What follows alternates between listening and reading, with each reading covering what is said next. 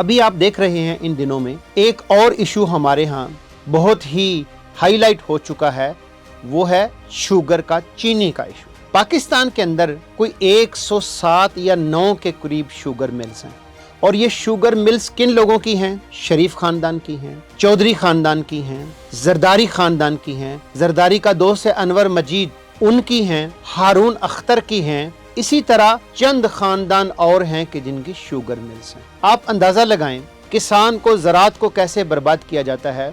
गन्ना किसान जब शुगर मिल के हवाले करता है तो उसके नतीजे में क्या होता है?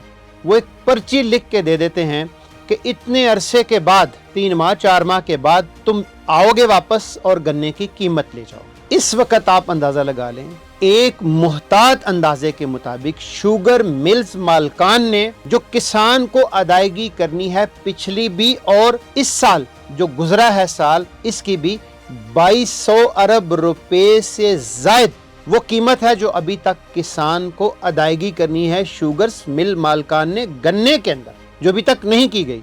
आप अंदाजा लगा सकते हैं, इस कैफियत का अंदाजा लगा सकते हैं आप।